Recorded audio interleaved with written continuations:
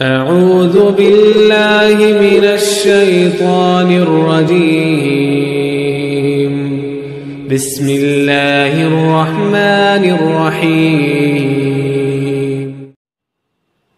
بسم اللہ الرحمن الرحیم ولا تقربوا مال الیتیم الا باللتی ہی احسن حتی یبلغ اشدہ واوفوا بالعہد ان العہد کان مسئولا۔ ترجمہ سماعت کر لیتے ہیں پہلے۔ ولا تقربوا مال الیتیم، اور یتیم کے مال کے قریب بھی نہ جاؤ۔ قرآن نے کیا لفظ استعمال کیا ہے؟ وَلَا تَقْرَبُوا مَالَ الْيَتِيمِ۔ اب یتیم کی وضاحت کی تو ضرورت نہیں ہے۔ وہ بچہ جس کے باپ کا انتقال ہو گیا ہو اور وہ نابالغ ہو، جس کی عمر ابھی چھوٹی ہو، ٹھیک، تو کہا اس کے مال کے قریب بھی مت جاؤ۔ لینا، کھانا، استعمال کرنا بہت دور کی چیز ہے۔ قرآن نے سیدھا قریب بھی مت جاؤ اس کے مال کے۔ مال الیتیم، اگر جانا چاہتے ہو ایک صورت قرآن نے بیان فرمائی۔ اچھا کیا ہے وہ صورت؟ الا باللتی ہی احسن، مگر اسی طریقے سے جاؤ جو سب سے اچھا ہو۔ اچھا وہ سب سے اچھا طریقہ کیا ہے؟ وہ طریقہ یہ ہے کہ اس کے مال میں اضافہ کر دو۔ ایک طریقہ یہ ہے کہ اس کے مال کی حفاظت کر لو۔ اس طریقے پر تم جا سکتے ہو۔ حتی یبلغ اشدہ، اور یہ کہاں تک کرنا ہے؟ یہاں تک کہ وہ اپنی پکی عمر کو پہنچ جائے۔ یتیم اپنی پکی عمر کو 18 سے 30 سال کے درمیان کی عمر بتائی گئی ہے، اور امام اعظم ابو حنیفہ رضی اللہ تعالیٰ عنہ کے نزدیک 18واں ہی سال ہے کہ جیسے وہ 18 سال کا ہوا اسے تمام جو جائیداد دولت ہے اس کے سپرد کر دی جائے۔ یہ اور ساتھ ایک چیز یہاں نہ کرنے کا حکم، یعنی یتیم کے مال کے قریب مت جاؤ، اور اب کرنے کا حکم آ رہا ہے وَأَوْفُوا بِالْعَهْدِ، اور اپنے وعدوں کو پورا کرو، اپنے عہد کو پورا کرو۔ ان العہد کان مسئولا، یقیناً ہر وعدہ جو تم کرتے ہو اس کے بارے میں پوچھا جائے گا، اس کے بارے میں سوال کیا جائے گا۔ تو یہاں یتیم کے مال کے حوالے سے خاص طور پر آج ہمارے یہاں بڑی بے توجہی برتی جاتی ہے۔ کبھی کبھی تو بھائی سوچتا ہے کہ میرا بھائی جائے تو اس کا مال مل جائے، اس کو کچھ دینا نہ پڑے۔ ہمارے یہاں ہوتا ہے نا یہ چیز، ہر ایک محلے میں یہ چیزیں ہوتی ہیں آج۔ قرآن مقدس نے اس کو کھل کر کے بیان فرمایا۔ ایک جگہ قرآن مقدس نے یوں بیان فرمایا وَيَسْأَلُونَكَ عَنِ الْيَتَامَىٰ، محبوب آپ سے پوچھتے ہیں کہ یتیموں کے مال کے ساتھ ہم کیا کریں؟ قُلْ إِصْلَاحٌ لَهُمْ خَيْرٌ وَإِن تُخَالِطُوهُمْ فَإِخْوَانُكُمْ وَاللَّهُ يَعْلَمُ الْمُفْسِدَ مِنَ الْمُصْلِحِ۔ بعض لوگ کیسا کرتے کہ وہ یتیم کے مال کو اپنے اندر ملا بھی لیتے، ٹھیک ہے، اور اپنا بزنس چمکانے کے لیے اس کے مال، اپنے مال کے ساتھ اس کا مال ملاتے، اور جب وہ بڑا ہوتا تو کوئی حصہ اس کو دے دیتے، کہ اس کا مال جو لیا تھا اس میں سے اب ہم نے اتنا پرسنٹیج اس کو دے دیا۔ قرآن نے اس کا بھی حکم بیان فرمایا کہ تم نے جب یتیم کے مال کو ملایا تو تمہاری نیت فاسد تھی، وہ نیت بھی رب جانتا ہے، اور تمہاری نیت اچھی تھی واللہ یعلم المفسد من المصلح، اور اللہ خوب جانتا ہے فساد کرنے والوں کو اور اصلاح کرنے والوں کو۔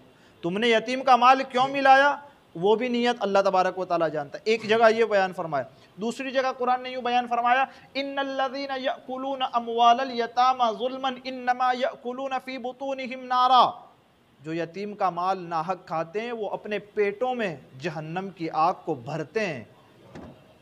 کھلے لفظوں میں قرآن نے بیان فرما دی، یتیم کا مال کھانا یہ گویا ایسا ہے کہ اپنے پیٹ کے اندر جہنم کی آگ کو دنیا میں ہی داخل کرنا ہے، قرآن نے بیان فرما دی۔ یہ یاد رکھو یتیم کے مال کے قریب بھی مت جاؤ، بالکل اس کے قریب مت جانا۔ آج اس کے معاشرے کے اندر قریباً 1/4 25% برائیاں اس سبب سے آتی ہیں۔ ہر کسی کے مال کو ہم اپنا سمجھتے ہیں، اور دیکھیں نا کہ یہاں یتیم کے مال کی اتنی حفاظت رکھی ہے، یتیم کے مال کی یا اسلام کا حسن دیکھیے۔ اسلام کا کمال دیکھیے کہ اپنے بچے کی پرورش تو جانور بھی کر لیتا ہے کہ نہیں، لیکن یتیم کے مال کی حفاظت اور یتیم کی پرورش کو بھی اسلام نے اس زمرے میں رکھا ہے، جیسے تم اپنی اولاد کی حفاظت اور اپنی اولاد کی پرورش کرتے ہو، ٹھیک اسی طرح یتیم کی بھی پرورش کرنا اور اس کے مال کی بھی حفاظت کرنا۔ سبحان اللہ، یہ اسلام کا کمال ہے، یہ کسی مذہب میں نہیں۔ جو درجہ انسان اپنے بیٹے کو دیتا ہے وہی درجہ اسلام نے یتیم کو بھی دیا ہے، کہ تم اپنے بیٹے کے ساتھ اس کی پرورش کرو، اس کے مال کو ہاتھ بھی، جیسے تم اپنے بیٹوں کے اکاؤنٹ میں جب پیسے رکھتے ہو تو پھر کبھی یہ نہیں کہتے وہ میرا ہے، ہمیشہ یہ کہتے ہو کہ یہ میرے بیٹے کا ہے، ٹھیک اسی طرح یتیم کا مال بھی جب تمہارے پاس آئے تو ایسی حفاظت کرو کہ زندگی بھر اس کے بارے میں بھی یہ کہو یہ میرا نہیں ہے، یہ میرے بھتیجے کا یا میرے بھانجے کا۔ یہ ہے، یہ اسلام کا کمال ہے، ٹھیک ہے۔ اب یہاں اصل بات جو یہ تھی کہ مال یتیم، ٹھیک، خاص طور پر قرآن مقدس نے کہا کہ یہ کبیرہ گناہ ہے یتیم کے مال کو کھا لینا، یا کل کھا لینا یا بعض کھا لینا، اس میں خیانت کر جانا، اس کے دینے میں ٹال مٹول کرنا، آؤ نہ کل دیتا ہوں، پرسوں دیتا ہوں، ایک سال بعد دے دوں گا، تمہارا ہی تو ہے، تم ہمارے ساتھ ہی تو رہتے ہو، ایک ہی مکان میں تو ہم سب رہتے ہیں، پھر کبھی لکھوا لیں گے دستاویز تمہارے ہی نام سے بنا ہوا ہے، یہ جو ٹال مٹول ہوتی ہے کہا یہ سب حرام ہے۔ آگے قرآن نے اور بیان فرمایا یہ سب کچھ حرام، چنانچہ فرمایا کہ یتیم کے مال کے قریب نہ جاؤ، ہاں اگر جانا چاہتے ہو تو اچھے طریقے سے، اور وہ طریقہ کیا ہے؟ کہا تم اس کی حفاظت کرو، یا پھر اس کے مال سے تجارت کر کے اس مال کو بڑھا کر کے اس کو واپس کرو، اس طریقے سے جا سکتے ہو ورنہ نہیں جا سکتے۔ اس سے یہ معلوم ہوا کہ یتیم کا ولی یتیم کے مال سے تجارت کر سکتا ہے جس سے اس کا مال بڑھے، یہ طریقہ اچھے طریقے میں داخل ہے، اور ایسے ہی اس کا روپیہ بینک وغیرہ میں محفوظ طریقے پر رکھنا بھی جائز ہے۔ دوسرا حکم یہاں یوں بیان ہوا کہ یتیموں کا مال ان کے حوالے کر دو جب وہ یتیم اپنی پکی عمر کو پہنچ جائے، وہ پختہ نوجوان ہو جائیں تو انہیں ان کا مال واپس کر دو۔ دو چیز، اور یہاں اب تیسرا حکم اس آیت میں وَأَوْفُوا بِالْعَهْدِ، اور اپنے وعدوں کو پورا کرو۔ ان العہد کان مسئولا، یقیناً وعدوں کے بارے میں پوچھا جائے گا۔ تو کیا یہ وعدہ صرف اللہ تعالیٰ سے جو کرتے ہیں وہ ہے، یا روزانہ بندوں سے کرتے ہیں وہ ہے؟ اس میں دونوں وعدے ہیں، بندہ اپنے رب سے وعدہ کرے اس کو بھی پورا کرنا، اور وعدہ ایک نہیں ہے، کبھی بندہ وعدہ اپنے رب سے کرتا ہے، کبھی وعدہ رسول سے ہوتا ہے، کبھی وعدہ ماں باپ سے ہوتا ہے، کبھی وعدہ بیوی بچوں سے ہوتا ہے، کبھی وعدہ دوست و احباب سے ہوتا ہے، کہ یہ سب وعدے اس میں داخل ہیں۔ جتنے وعدے ہم کرتے ہیں ہر ایک وعدے کے بارے میں پوچھا جائے گا۔ تو سیدھی بات سمجھ میں یہ آ گئی کہ وہی وعدہ کرو جس کو نبھا سکتے ہو، ورنہ وہ لفظ زبان سے نہ نکالو جس کو پورا نہیں کر سکتے۔ یقیناً ہر ایک وعدے کے بارے میں قیامت میں سوال ہوگا۔ کتنا سخت ہے، کتنا سخت ہے۔ جو لوگ تصویریں بناتے ہیں، یہ پینٹرز، کل قیامت میں جب جتنی تصویریں انہوں نے دنیا میں بنائی تھی نا، ان تصویروں کو مجسم شکل میں، مجسم مطلب ظاہری جسم والی بنا کر کے اس کے سامنے پیش کی جائے گی، اور کہا جائے گا دنیا میں ان کو بناتا تھا، آج روح ڈال اس کے اندر۔ یہ مثال سمجھانے کے لیے، ٹھیک ہے، مجسم صورت بنائی جائے گی۔